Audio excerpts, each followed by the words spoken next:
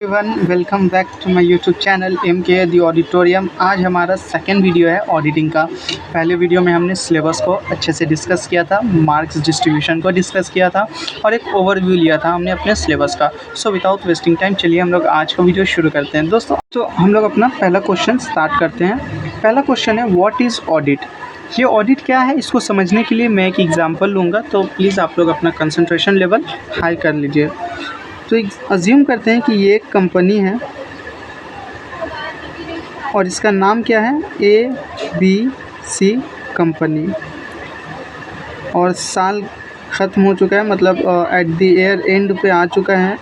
तो at the year and पे financial statements बनाए होंगे इस कंपनी के, और इस फाइनेंशियल स्टेटमेंट्स में क्या क्या इंक्लूड हुए होंगे, प्रॉफिट एंड लॉस अकाउंट और बैलेंस शीट और भी बहुत सारी चीज़ें इंक्लूड होती हैं। इस फाइनेंशियल स्टेटमेंट्स को बनाने की रिस्पॉन्सिबिलिटी किसकी होती है? तो इस फाइनेंशियल स्टेटमेंट को बनाने की रिस्पॉन्सिबिलिटीज़ बोर्ड ऑफ डायरेक्टर्स के होते हैं। बोर्ड ऑफ डायरेक्टर्स कौन होते हैं दोस्तों? ये वो लोग होते हैं जिन्हें कंपनी को मैनेज करने का रिस्पॉन्सिबिलिटी दिया जाता है, और ये वही लोग होते हैं जिनको कंपनी के फाइनेंशियल स्टेटमेंट्स को प्रिपेयर और प्रेजेंट करने का भी रिस्पॉन्सिबिलिटी दिया जाता है। अब सवाल आता है ये कंपनी काम कैसे करता है भाई? तो इसमें पैसे लगाए जाते हैं। ये पैसे लगाता कौन है? तो ये पैसे लगाते हैं नन्हे मुन्ने प्यारे प्यारे शरीफ से लोगों द्वारा, जिनका नाम क्या है, शेयर होल्डर्स। मतलब एक कंपनी है ABC, इसमें पैसे लगाते हैं शेयर होल्डर्स, और इस कंपनी को चलाता कौन है, बोर्ड ऑफ डायरेक्टर्स। ये बोर्ड ऑफ डायरेक्टर्स को अपॉइंट कौन करता है, यही शेयर होल्डर्स। और कंपनीज़ एक्ट ने बता रखा है कि जो कंपनी के ओनर्स होते हैं वो मैनेजमेंट नहीं करते। मतलब ownership is different from management. अगर आप ओनर है कंपनी के, इसका ये मतलब नहीं है कि आप कंपनी के मैनेजमेंट में भी हैं, ठीक है। तो इतनी बातें क्लियर है। अब सवाल ये आता है कि सर जी यहाँ पर ही ऑडिट का क्या ज़रूरत? हम लोग तो बचपन से, मतलब क्लास 11 से ये सारी बातें पढ़ते ही हुए आ रहे हैं कि एक कंपनी होता है, उसमें पैसे लगाते हैं शेयर होल्डर्स। इस कंपनी का साल ख़त्म होता है तो उस कंपनी का फाइनेंशियल स्टेटमेंट्स बनता है। फाइनेंशियल स्टेटमेंट्स में बेसिकली दो ब्रॉड चीज़ें आती हैं, profit and loss account, financial statement. Sir ji ये फाइनेंशियल स्टेटमेंट्स बनाई जो जाती हैं, इसको प्रिपेयर और प्रेजेंट करने का रिस्पॉन्सिबिलिटीज़ किसका होता है? बोर्ड ऑफ डायरेक्टर्स का। बोर्ड ऑफ डायरेक्टर्स ये वही लोग होते हैं जिनको पावर दिया जाता है, जिनके पास अथॉरिटी होता है मैनेजमेंट करने का कंपनी का। तो बच्चों सोचो कि बोर्ड ऑफ डायरेक्टर्स को मान लेते हैं जो रेम्यूनरेशन देने की बात की गई है वो कहा गया है at the rate 2% of net profit, और during the year financial statement, मतलब ये प्रॉफिट एंड लॉस अकाउंट से हमें क्या पता चला कि कंपनी का नेट प्रॉफिट कितना है, ₹20 लाख। इन दिस सिनारियो अगर हम लोग देखें तो बोर्ड ऑफ डायरेक्टर्स को रेम्यूनरेशन कितना मिल रहा है, ₹40,000। बट क्या कोई बोर्ड ऑफ डायरेक्टर्स जिसने अपना पूरा साल इस कंपनी के लिए लगा दिया, इस कंपनी में इतना का प्रॉफिट कराया, वो 40,000 से संतुष्ट होगा, खुश होगा? तो नहीं मेरे दोस्त, नहीं। तो यहाँ इस केस में ये बोर्ड ऑफ डायरेक्टर्स क्या कोशिश करेगा कि ये जो 2 लाख रुपया नेट प्रॉफिट शो कर रहा है वो अपने इस मैनेजरियल पावर का यूज़ करके इस फाइनेंशियल स्टेटमेंट को क्या करे, मिसलीड कर दे। मतलब इस फाइनेंशियल स्टेटमेंट में गड़बड़ करे। और ये गड़बड़ क्यों करेगा कि फाइनेंशियल स्टेटमेंट क्या शो कर दे, नेट प्रॉफिट ऑफ ₹50 लाख, ठीक है, कि वो फाइनेंशियल स्टेटमेंट क्या शो कर दे, नेट प्रॉफिट 50 लाख का। और अगर ऐसा हुआ तो इस केस में बोर्ड ऑफ डायरेक्टर्स को रेम्यूनरेशन कितना का मिलेगा? बोर्ड ऑफ डायरेक्टर्स को रेम्यूनरेशन ऑफ ₹1,00,000 मिलेगा।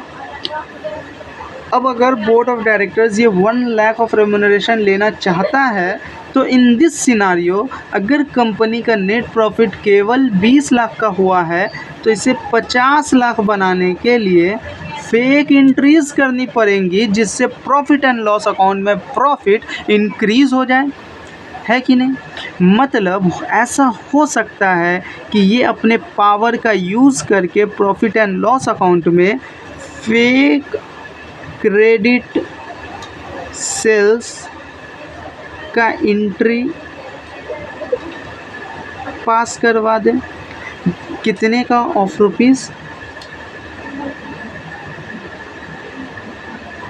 ₹30 लाख का, जिससे प्रॉफिट क्या होगा? बढ़ जाएगा। अज्यूम कर लेते हैं कि ये 30 लाख का बढ़ाने से आपका प्रॉफिट क्या हो जाएगा? 50 लाख का हो जाएगा।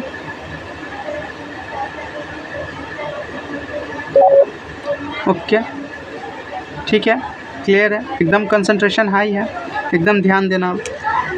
अब सवाल आता है कि आप पूछोगे कि सर जी कैसे ऐसा कर सकता है? तो हो सकता है कि ये अपने पावर का यूज़ करके जो सेल डिपार्टमेंट होता है, सेलिंग डिपार्टमेंट होता है, उसके हेड के पास जाए और उसको बोले कि देख भाई, तुझे 30 लाख का फेक एंट्री करना है। फेक एंट्री करने से प्रॉफिट क्या हो जाएगा? 50 लाख का हो जाएगा। इसका मुझे 2% मिलेगा और मैं क्या करूँगा? अपने रेम्यूनरेशन का कुछ परसेंटेज तुझे दे दूँगा, या मैं क्या करूँगा? तुझे इसके बदले 5,000 रुपये दे दूँगा। तू सिर्फ ये फेक एंट्री कर दे।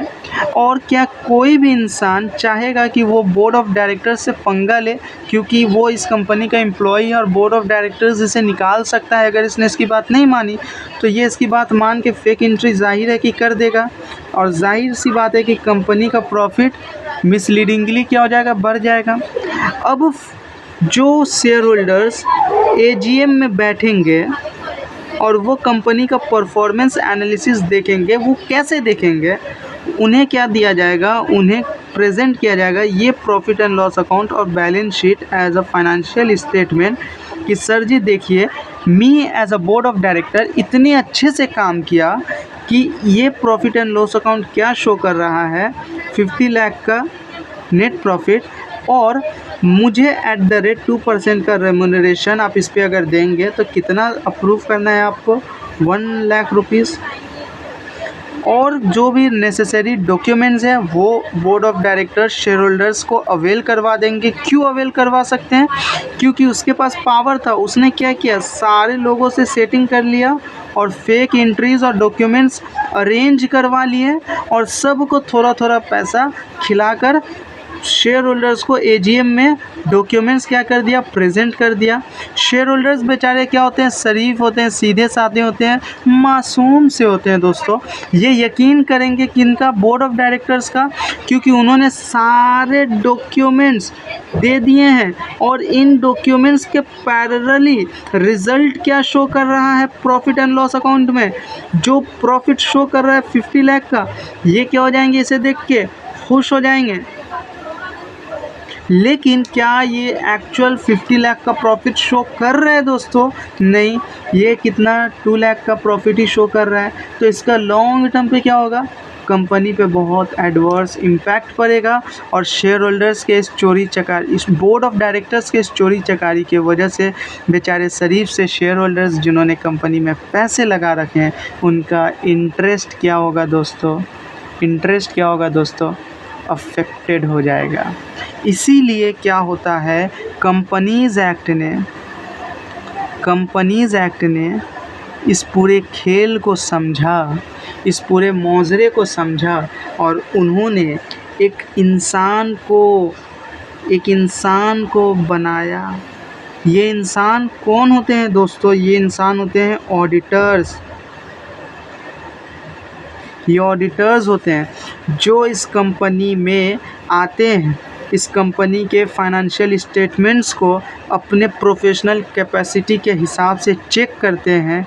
इसके रिगार्डिंग जो भी इंक्वायरीज़ इन्हें करनी होती हैं वो करते हैं एंड एट द एंड उन्हें एजीएम से पहले अपना रिपोर्ट सबमिट करना होता है शेयर होल्डर्स के पास, शेयर होल्डर्स को ये बताने के लिए कि जो बोर्ड ऑफ डायरेक्टर्स आपको जो डॉक्यूमेंट्स देने वाले हैं ना, वो डॉक्यूमेंट्स सही है या नहीं है। बोर्ड ऑफ डायरेक्टर्स जो प्रॉफिट एंड लॉस आपको दिखा रहे हैं ये करेक्ट है या नहीं है। दोस्तों समझ रहे हो, मतलब ऑडिटर एक ऐसा इंसान है जो ना ही शेयर होल्डर्स का है ना ही बोर्ड ऑफ डायरेक्टर्स का है। ये एक ऐसा इंसान है जो बोर्ड ऑफ डायरेक्टर्स के काम को चेक करके ऑडिटर्स को बताता है कि क्या बोर्ड ऑफ डायरेक्टर्स ने अपने रिस्पॉन्सिबिलिटी को सही से फुलफ़िल किया है या नहीं किया है। और on that basis, on that report, on that auditors report, share holders ये कंफर्म करते हैं कि क्या उनका पैसा सही जगह लगा हुआ है, क्या उन्हें जो बताया जा रहा है वो सही है, क्या उन्होंने जिन लोगों को अपॉइंट कर रखा है as a board of directors सही है या नहीं। तो दोस्तों ऑडिटर क्या होता है, एक ऐसा व्यक्ति होता है जो ना ही बोर्ड ऑफ डायरेक्टर्स का है ना ही शेयर होल्डर्स का है। ये केवल और केवल किसका है, ये अपने गुरु ICAI के हिसाब से चलता है। दोस्तों इनके द्वारा जो भी स्टैंडर्ड्स बनते हैं, जो भी प्रोफेशनल कैपेसिटी इन्हें सिखाई गई है, वहाँ जो भी नॉलेज उन्होंने during the CA course acquire किया है ये उनको अप्लाई करते हैं और ये हर काम उस हिसाब से करते हैं कि इनका जो कोर्स है ना, इनका जो प्रोफेशनल है उस पर किसी भी तरह का एडवर्स इम्पैक्ट ना पड़े। मतलब ना ही ये शेयर होल्डर्स के ना ही बोर्ड ऑफ डायरेक्टर्स के। मतलब ये कौन होते हैं दोस्तों, ये एक इंडिपेंडेंट व्यक्ति होते हैं जिन्हें नहीं इनसे कोई मतलब है और ना ही इनसे कोई मतलब है। प्लस क्या होता है, ये क्या करते हैं, ये कंपनी के फाइनेंशियल स्टेटमेंट को क्या करते हैं दोस्तों, चेक करते हैं। चेक क्यों करते हैं कि ये बता सकें कि ये financial statement true and fair है या नहीं है, मतलब सही है या नहीं है। और ये किनके फाइनेंशियल स्टेटमेंट्स को चेक करेंगे दोस्तों, ये किसी भी एंटिटी के फाइनेंशियल स्टेटमेंट को चेक कर सकते हैं, चाहे वो फाइनेंशियल स्टेटमेंट किसी प्रॉफिट ओरिएंटेड कंपनी का हो या किसी NPO का हो, मतलब नॉन प्रॉफिट ऑर्गेनाइजेशंस का हो। और ये क्या करते हैं, ये ऑडिट प्रोसीजर्स करते हैं, डिफरेंट टेक्निक्स को अप्लाई करते हैं और ये अप्लाई करके क्या बताते हैं शेयर होल्डर्स को कि ये फाइनेंशियल स्टेटमेंट सही है या नहीं है। बोलिए दोस्तों आपको ये पूरा एग्जाम्पल क्लिस्टर क्लियर एकदम समझ आ गया होगा। तो अब शुरू करते हैं कि ये व्हाट इज़ ऑडिट, ऑडिट है क्या। तो इस एग्ज़ाम्पल को ध्यान में रखते हुए इस डेफिनेशन को मैं यहाँ लिखूँगा और उम्मीद करूँगा कि आपको संग संग ये डेफिनेशन याद हो जाएगा, बाद में रटना नहीं पड़ेगा। तो सबसे पहली बात, ऑडिट क्या है, तो ऑडिट एक प्रोसेस है ना दोस्तों। और ये कैसा प्रोसेस है, ये एक सिस्टेमेटिक प्रोसेस है ना। ऐसा तो नहीं है कि ऑडिटर जाएगा सीधा प्रॉफिट एंड लॉस स्टेटमेंट को उठाएगा, उसमें से चेक करेगा, टैली करेगा, सही है सही नहीं। ये सबसे पहले जाएगा, वहाँ के एनवायरनमेंट को देखेगा, वहाँ ये देखेगा कि ये जो मैनेजमेंट्स हैं ये कितने साल से वहाँ हैं, प्लस क्या आज से पहले तक इन मैनेजमेंट्स का ट्रैक रिकॉर्ड में कुछ नेगेटिव इम्पैक्ट शो किया जा रहा है या नहीं। इन सारी चीज़ों को देख के ये ऑडिटर अपना प्लानिंग करेगा। उस प्लानिंग के हिसाब से वो देखेगा इस ऑडिट में मुझे कहाँ कहाँ इंक्वायरी डालना है, कहाँ पर ही कम फोकस करना है, कहाँ ज़्यादा फोकस करना है, इस ऑडिट प्रोसीजर को करने में मुझे कितने लोगों का रिक्वायरमेंट लगेगा। इन सारे प्रोसेस को वो क्या करता है, सिस्टमेटिकली अरेंज करता है। तो हम लोग कह सकते हैं ऑडिट एक क्या प्रोसेस है, कैसा प्रोसेस है, सिस्टमेटिक प्रोसेस है। और क्या है ऑडिट, क्या है और क्या है, ऑडिट इन एग्जामिनेशन है। मतलब एट दी एंड आप कर क्या रहे हो, ये सारा प्रोसेस प्लान करके आप इस फाइनेंशियल स्टेटमेंट को, फोकस क्या हो रहा है, इस फाइनेंशियल स्टेटमेंट को एग्जामिन कर रहे हो, इस फाइनेंशियल स्टेटमेंट को चेक कर रहे हो यार कि ये सही है या गलत है, क्या ये फाइनेंशियल स्टेटमेंट जो बोर्ड ऑफ डायरेक्टर्स क्लेम कर रहे हैं उसके हिसाब से true and fair view show कर रहा है या नहीं कर रहा है। तो इसको हम लोग क्या कहेंगे कि ऑडिट क्या है, एग्जामिनेशन है किसका, इस फाइनेंशियल स्टेटमेंट का। तो ऑडिट क्या है, एग्जामिनेशन है ऑफ फाइनेंशियल स्टेटमेंट। अब ये फाइनेंशियल स्टेटमेंट किसका होता है, मेरा और आपका नहीं होता है दोस्तों। ये फाइनेंशियल स्टेटमेंट ये होता है एंटिटी का, एंटिटीज़ का। और ये एंटिटीज़ क्या हो सकती हैं, प्रॉफिट ओरिएंटेड भी हो सकती हैं एंड प्रॉफिट ओरिएंटेड नहीं भी हो सकती हैं। और ये एग्जामिनेशन जो हम लोग कर रहे हैं ये क्यों करते हैं दोस्तों, तो ये एग्जामिनेशन हम लोग करते हैं विथ अ व्यू कि हम लोग क्या प्रोवाइड कर सकें, ऑडिटर्स अपना एग्जामिनेशन करके क्या चाहता है कि मैं क्या दे दूं, ओपिनियन दे दूं कि मुझे क्या लगता है कि ये फाइनेंशियल स्टेटमेंट जो था वो ट्रू एंड फेयर व्यू दे रहा है या नहीं दे रहा है। अब दोस्तों यहाँ जो एग्जामिनेशन होगा ये क्या इंडिपेंडेंट होगा, हाँ ये इंडिपेंडेंट होगा। मतलब ऐसा नहीं है कि हम लोग शेयर होल्डर्स के लिए काम करेंगे और जानबूझ के फाइनेंशियल स्टेटमेंट को गलत बता के बोर्ड ऑफ डायरेक्टर्स को हम लोग निकलवा देंगे, या ऐसा भी नहीं है कि हम लोग बोर्ड ऑफ डायरेक्टर्स के साथ मिल के जानबूझ के शेयर होल्डर्स को गलत फाइनेंशियल स्टेटमेंट दे के बोलेंगे कि सही है और हम लोग बोर्ड ऑफ डायरेक्टर्स से पैसे लेंगे, ऐसा कुछ नहीं है। ये इंडिपेंडेंट एग्जामिनेशन होता है फाइनेंशियल स्टेटमेंट का, और ये किसी भी एंटिटी का हो सकता है, एनी एंटिटी। ऐसा नहीं कि हम लोग सिर्फ प्रॉफिट ओरिएंटेड का करेंगे या बड़े कंपनीज़ का करेंगे, चाहे बड़ा कंपनी हो छोटा कंपनी हो, प्रॉफिट के लिए काम करे प्रॉफिट के लिए काम ना करे, हम लोग सब का ऑडिट करेंगे। और क्यों करेंगे कि हम लोग अपना ओपिनियन दे सकें कि ये true and fair view show कर रहा है फाइनेंशियल स्टेटमेंट या नहीं। तो चलिए एक बार मैं आपको डेफिनेशन शो कर देता हूँ अपने ICAI वाले स्टडी मैट से, और फिर हम लोग अपना ये वीडियो क्लोज करेंगे। तो हमने आज पहला टॉपिक कंप्लीट कर लिया कि meaning and definition of auditing क्या है। यहाँ से देख सकते हैं ऑडिटिंग क्या है। ऑडिटिंग एक इंडिपेंडेंट एग्जामिनेशन है फाइनेंशियल इंफॉर्मेशंस का, स्टेटमेंट्स का, किसी भी एंटिटी के, चाहे वो प्रॉफिट ओरिएंटेड हो या नहीं हो, चाहे वो बड़ा कंपनी हो छोटा कंपनी हो, चाहे वो रजिस्टर्ड हो अनरजिस्टर्ड हो।